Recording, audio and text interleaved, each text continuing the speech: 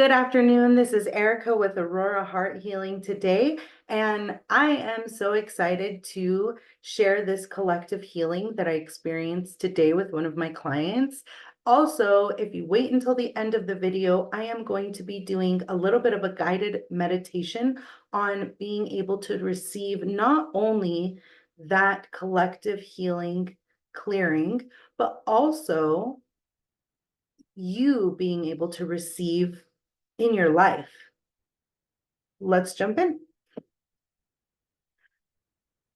The first energy that we cleared from collective consciousness today is a shadow emotion. And this shadow emotion is of compassion. And I think maybe there's some confusion. Each person is like, what do you mean? Compassion is a good thing. It can be. Yes, compassion is very beautiful. When we show compassion to the humans around us, we can be loving, kind, and respectful towards them. But being overly compassionate can actually fry our system. Yes, empaths, I am talking to you. I am also learning how to stop being overly compassionate in my own life. I can honestly tell you that being overly compassionate has actually been a detriment in my life. And I want to tell you that we can have a healthy balance between compassion and just stepping back and saying, this is not mine. This is the perspective around me. This is the energy around me, but it does not have to intrude who I am and what I have to offer. So when I unpack this, a shadow emotion is our manipulator emotion. It really wants to put us into a default mode of what we would feel. And if we feel overly compassionate over things, it could really lead to a sense of hopelessness or helplessness, where we do not see the good in different situations that can be very beautiful and very healing. Being compassionate, we can say, okay, I see hunger, I see abuse, and I see need. How can I fill that? What can I do in who I am to fill that? A while back, I was driving with my family at the time through Washoe. Anyone that knows this area knows what that is. And I'm driving through, and I wasn't going super fast. I just kind of felt like I wanted to take my time. And we round this bend, and there's a boulder in the middle of the road. And I immediately pull over and stop, and my instincts kicked in. My intuition said, you are supposed to be moving that boulder. My compassion for the next person that might have been speeding through that space said, you need to stop and you need to look out for others. So I jump out, move the boulder, and there was another person that helped me with the boulder. And they asked me, like, because they're kind of upset. They're like, why are you doing this right now? You're putting yourself and us in danger. And I was like, no, I'm preventing danger right now. And in that moment, later on, when I'm looking at the retrospect, I was very compassionate in that moment, because I was saying, this is for the good of all. Compassion can show up in so many different ways, but in that moment, I was compassionate for the other people that were involved in the situation. Literally, right after we get back into the car, I look back and there's a black BMW going like 70 miles an hour, and they would have hit that boulder. Literally, they would have hit that boulder. And it was a big boulder. I'm actually glad that that person helped me move it, because I probably would have struggled pushing it out of the way.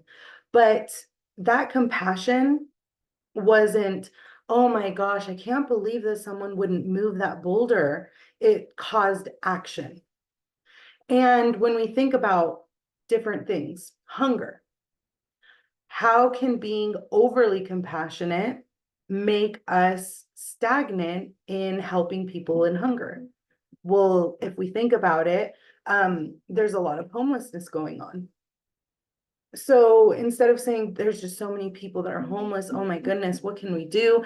Or maybe not wanting to get out of bed because of it, we can stand up and we can say, okay, I have a little bit extra. There's a story that happened a few years back. This was maybe, it was around my daughter, my youngest daughter being like 3 or 4. And at the time I was on food stamps, and I went into Food Max, and I don't remember what it was back then, but I went in to get some food from the store, and I saw a homeless gentleman, and something in my heart just really tugged at him. It was just like, oh, like, I don't know what it is, but I want to help him. So I went to grab my groceries, and I hoped that he would still be outside when I got done. Got all of the things, got a deli sandwich. They had deli sandwiches. They don't have them anymore now. Whatever store they had before did. And a couple of water bottles. And I went and I grabbed them, and then I went and unloaded my groceries, and I saw the gentleman still, but he had moved. So I went by there and I gave him the water bottles and the sandwich. And he just looked at me and he started tearing up. And he said, "Thank you so much." And I said, I'm here to help. I'm happy to help." And then he was just like, "Thank you. This is amazing. I appreciate you. Look at you. You're probably a single mama and you're doing this for me." And I said, "Yeah, we're all human. We can help each other." And in that moment, there was compassion for his plight, his life circumstances. But if I would have been overly compassionate, maybe I would have cried, maybe I would have been upset, maybe I would have just been angry with the world around me for what struggles there are. And I want you to see how shadow emotion compassion comes up versus compassion. Because compassion can be so loving, so giving, so kind. It's not overly giving. It's not overly kind. I didn't take the gentleman home and say, "You can sleep in my garage or wherever it is." Like, no, I understand there's boundaries. We all need boundaries. But giving someone a sandwich and water, that's beautiful. That's compassionate. That's a healthy amount of compassion. The next energy is a hidden emotion of numb. If we are overly sensitive, then maybe sometimes we actually shut down our ability to feel. We close down the very essence of who we are when we shut down our emotions, because we're shutting down who we are. The way that we express ourselves, the way that we see the world, is the way we navigate through our emotions. So if I am a compassionate person, then in my compassion, I will feel compassionate. I will feel feelings of joy when I do kind things. I will feel kindness. But if I'm numb, then no matter what I do, there's no sensation, there's no feeling.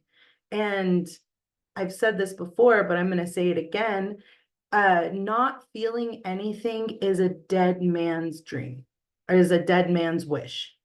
If you feel that you don't want to feel anything at all, then it's actually not a human realistic experience, because we feel a plethora of emotions, energies, experiences. And when we go numb, that hidden emotion of numb, where people don't even realize that they're feeling numb, then how does that show up? The next emotion, the energy, was residual sorrow. I see sorrow all the time. When I thought of sorrow, I thought of the war. how unfortunate it is that we're so advanced as human beings, as a society with technology, but we still have to have these wars. Panic. There's a lot of panic. I mean, right now we're going into a presidential election, and I don't get political. I just know that something has to change. And I don't know that the people that are being put in front of us are the people that will make that change happen. Panic. It does make me feel a little panicked as well. Despair. I think I even expressed a little bit of despair when I said, I don't know if these people can change, make these changes that we need in our society, in our country, in the world. I just know that today I can stand up and I can say for me how I'm going to show up in this world. And I hope that that ripples out and up all over the place. There's a lawnmower in the background. Sorry about that. A heart-wall emotion of betrayal. Now, a heart-wall emotion is an emotion that protects us, but also can be a detriment because we're not feeling our love, the emotion that comes from our heart the most, our love as deeply, as profoundly. We're not receiving love in the same way that we would want to, or to its fullest capacity. And that emotion is betrayal. Feeling betrayed. How many of you have experienced betrayal? You can raise your hand or you can just say me in the comments. How many people have suffered a heartbreak because someone betrayed them, betrayed their trust? It doesn't have to just be cheating. It can be betrayal of trust. It can be betrayal of that honest communication. It can be betrayal of a plethora of many, many different ways someone can betray us. And if we feel that heart wall, we feel protection, we try to protect ourselves from perceived or real betrayals. And in that, how much are we actually letting people in? We might not be. So we cleared that collective conscious energy. And it was fun because she said she felt tingles all over and she hadn't felt that before. I've felt a lot of different energies when I'm doing the collective consciousness energy clearings, and it is very tingly. The next one is another collective consciousness, their energies from collective consciousness, and this was the wound of withdrawal. Feeling like when something happens, we need to withdraw within ourselves and we cannot be expressive, maybe even loving, kind. I experienced the wound of withdrawal, and I actually experienced it and knew exactly the moment that it was happening. And it was very odd to have to experience it. And so it was exactly when when my ex-husband told me that he wanted a divorce. That moment, my complete heart wanted to shut down, and I could feel the energy of my heart, because it's a pretty big energy, start to contract and contract and contract. And in that moment, I could feel myself darkening. And then I said to myself, who do I want to be? And I said, I want to be a person of light. This hurts so bad, but I want to be a person of light and love. And then I felt my energy, my heart go back to its state, wounded. It was wounded. And there's still some wounding in there, but it's gotten so much better because I've been able to keep my heart open. What happens when we shut down our hearts? Heart attack, stroke, our heart stops.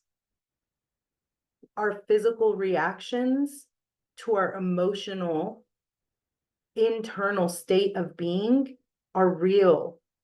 They are just as real as the physical world. Maybe even more, because if we navigated by emotion a little bit more, then maybe we could understand people a little bit more. That wound of withdrawal, dehumanization. When I felt my heart chakra closing in, the person in front of me, if I would have shut my heart down, the person in front of me wouldn't have been a person at all. Dehumanization means that we put a person, a physical person that's in front of us or outside of us, around us in the world, and we say they're not real, they're not valuable, they're not something that I need to worry about because they're not in my sphere, they're not in my, it's almost like a selfish energy, dehumanizing the other person, not thinking about the way that they feel, not caring about how a situation might affect them. So that wound of withdrawal goes into, it was dehumanization. How, when we withdraw, do we dehumanize the other person or the other people? I think in war, that's a huge way that we dehumanize each other. We say, well, they're the enemy. The enemy has a face and they're human. And both sides are battling and they're both human. They may have different perspectives, but when we dehumanize them and say it's just the enemy, we forget our humanity in that, and we forget that they're actually people too. Hatred, wound of withdrawal, hatred. My mom and I have a strained relationship. And when I let her know about my divorce, she was extremely angry, and there was a few select things that happened, but the thing that rings the most to me was, if I were you, I would cut him out of my heart and I would hate him with all my heart. And there was a fervent hatred that came out. And I just looked at her and I said, I don't hate anybody. I'm not going to hate anybody. Can I feel hatred sometimes? Yeah, I can. But will I hold it in my heart? Will I lead my life through hatred? Never again will I ever do that. There's no possible way that I will ever lead my heart through hatred again. And that wound of withdrawal, how many people withdraw into I hate them? They did this to me. It's their fault.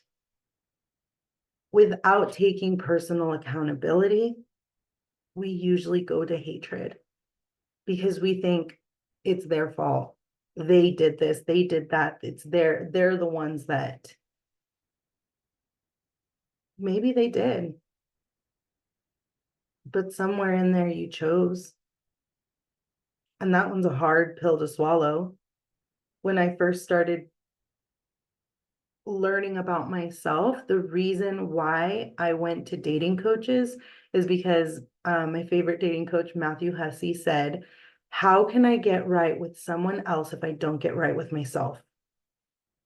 And that impacted me so much that I had to force myself to look inward and see, why was I hating others when I was choosing certain behaviors, when I was choosing to show up in certain ways? The next emotion is confused, another wound of withdrawal emotion. Confusion. We go into, why are they doing this? Why is this happening? Why is this real in the world? Why? There's no clarity. There's no sense of direction in confusion. Can be very foggy, very confused. And that wound of withdrawal, if you're confused and unsure about how to move forward, a lot of the times our emotions are clouding our judgment. But without knowing what is clouding us, then how can we gain clarity? It makes no sense to ask for us to gain clarity. It can be really hard for us to gain clarity if we don't know what we even need to be clear about. Say someone, I use my own personal experience because I think that it is the most easy way for us to relate to each other, knowing that I am human and I am not some perfect guru that has every single thing figured out and life is completely perfect. That would be lying to you and myself. Through confusion, when I was presented with this situation, I was very confused and I was very hurt. And I sat that night just looking at everything around me, and I thought to myself, what is it that I want right now? What is it that I need? What is it that will help me heal this deep, deep wound inside me right now? And I sat and I closed my eyes and I just looked and thought inward, what is it that I needed? First of all, I needed to define what I want in a partner, because by defining that, I wouldn't try to chase, because I did not feel that this extreme warranted the actions that were taken. So I had to define what I wanted in a partner at that moment in time. Commitment. I wanted commitment, full commitment. I wanted compassion from the partner. That's not what I was getting. And the commitment is not what I got either. I wanted understanding and comfort. I got neither of those. I want passion and someone with a purpose in their life that is driven by something other than themselves. For me, it is doing God's work and helping people in their lives and helping myself and mine and rippling that beauty, that love, that light outward. I wasn't getting that either. And when I gained that clarity of, am I searching for traits at this moment in time through a person that has those and I'm losing, or does not have those and I'm losing? And I really got clear through that confusion and that frustration. And I said, okay, I am clarifying on my confusion. What do I want? What do I need? And what is it that I want to have for the future? Was this situation fulfilling my wants and my needs? No, they weren't. They did me a favor. And it sucked, and it still sucks a little bit, but they're doing me a favor, and they've been doing me a favor. Because fundamentally, I was confused because I was thinking that this person could fulfill certain things that I need. I was putting my needs externally, not internally. And I was confused because I'm not confused about who I am. I was confused about who they are. So how does confusion work in your life? How is confusion hurting your chances of living your highest timeline, your biggest gifts? How are they blocking it? Withdrawing from feeling abandoned. And abandonment is something that we can feel emotionally and we can feel physically. A father can leave, a mother can leave, a person, a partner can walk away, a friend can walk away.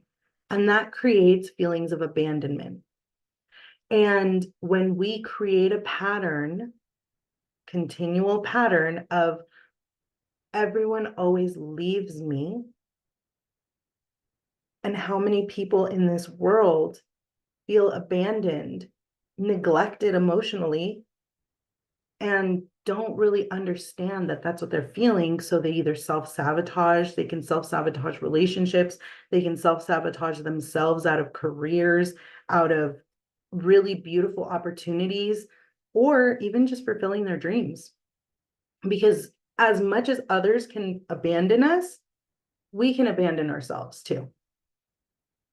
And through this whole last few weeks, I have decided I will not abandon myself, which was quitting, going and getting a full-time job, or doing this. And I said no, because getting a full-time job would be abandoning who I am, what I do, and in all honesty, about abandoning the world around me. The next energy is the inner child heart wall. And that's discouragement. How many of us are living out of discouragement? Feeling like maybe the world isn't as great as we would like it to be. Or maybe you're not good enough to do that, honey. Or maybe that's the wrong answer, so you're wrong. What is discouragement looking like for you? How is that showing up? Where is it that discouragement is making you feel as though you can't be a catalyst for change? I had a reading done the other day. It was one of those TikTok readings, and they said, you, me, you are a catalyst for others' change. And it hit me really hard because it said the people around you that have hurt you can either change who they are, or they can continue to remain oblivious and not take any accountability for what they've done. And when I thought about that, it was like, oh my gosh, I've been discouraged because people leave my life when I want to help them heal. I remember a friend of mine years ago said, I was practicing, and she was one of the people I was practicing this energy work on. And I asked her, I was like, well, okay, well, let's clear your heart wall because it makes you love more. And I've felt so amazing since I started clearing the heart wall. And she said, no, I worked years to build that. No one is going to tear that down. And I kind of stood back and I was like, oh, okay. We won't clear the heart wall, but literally, like, it feels amazing. It feels so expansive, and I feel like I'm healthier, and I feel like I'm just more vibrant. And she was like, we don't do that. And we got in an argument, and it goes further than what I'm telling you right now, but it ultimately changed the dynamic of the relationship and ended it. From that discouragement, I thought that I wasn't a good person for wanting her to help herself in that way.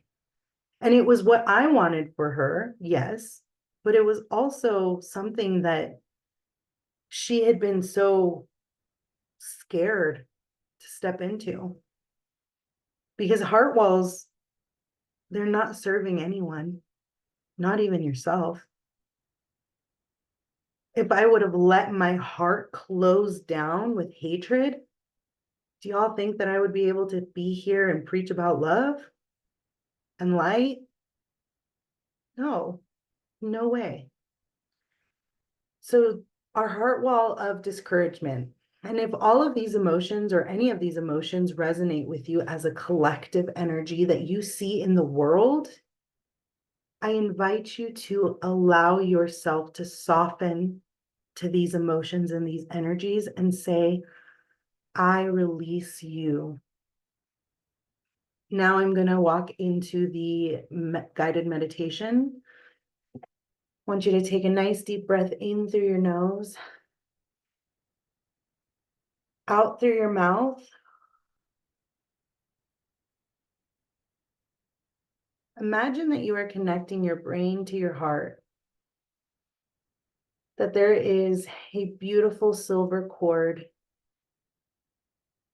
silver string, communicating from your heart to your brain, from your brain to your heart, creating a deep fundamental connection between the two. If you feel any resistance, please ask your brain to receive the messages that your heart gives, and your heart to receive the messages that our brain gives. We live so much in our lives pushing away the way that we feel because of our logic and pushing each other out of alignment. And as you connect those two, your heart and your mind, with that silver cord, just letting it be a source of communication. Now focus on the top of your crown. Still taking steady breaths. And tell your higher self, I receive your love. I receive your kindness. I receive your messages. And imagine that what you are receiving goes down through all of your chakras, filling each one, pouring into each of your chakras like a glass of water, crisp and clean and cool, going all the way down through your root chakra, reaching into the center of the earth, receiving all that your higher self and universe has to give you. And as it pulls all the way down to the center of the earth, imagine that light flowing upward. I receive. And that receiving is coming from the Divine Mother. We have universe and we have earth coming together to give to us, and we receive it readily and completely. Feeling any discomfort that we might feel and just sending love to that spot, saying, I love you. It's okay to receive. It's okay. I am safe to receive. I am safe to receive. I am safe to receive, feeling that density, clear, calm, release from your system. I receive. You can say it out loud if you would like, or you can just listen and follow my voice. Take a nice deep breath in through your mouth, imagining that that energy is flowing all the way through, up and down your body, and breathing out again. Nice, heavy, sighing breath out. Allowing yourself to release any and all of these energies from the collective consciousness. In through your nose, out through your mouth.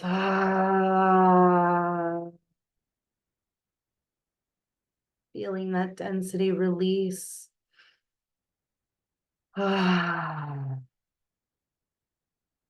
Feeling that energy, that new transmuted energy flow through you, tingles through your body, through your mind.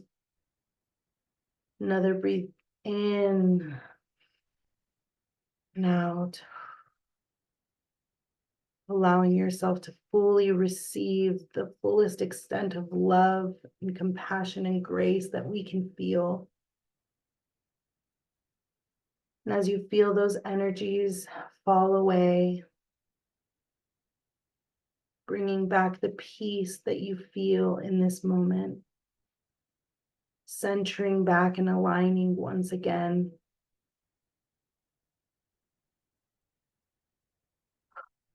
You can slowly open your eyes, take your time. There's absolutely no rush. Just knowing that you have received divine feminine and divine masculine energy. You have received Mother Gaia, Father Sky, whatever you want to call it, God, Source, Light. This is open for you, open to you, for you.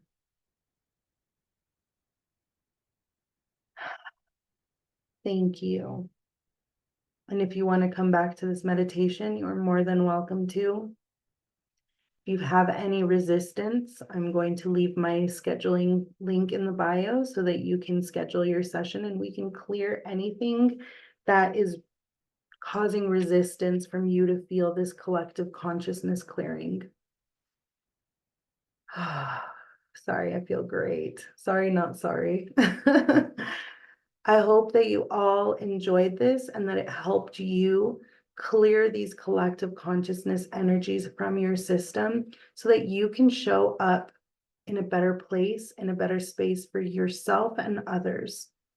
I love you all with my whole heart, my whole open heart, no matter who it is, regardless of if we know each other and we've been through things, or you're a stranger and I don't even know you. We all want to be loved, and I am sending that to you. Namaste.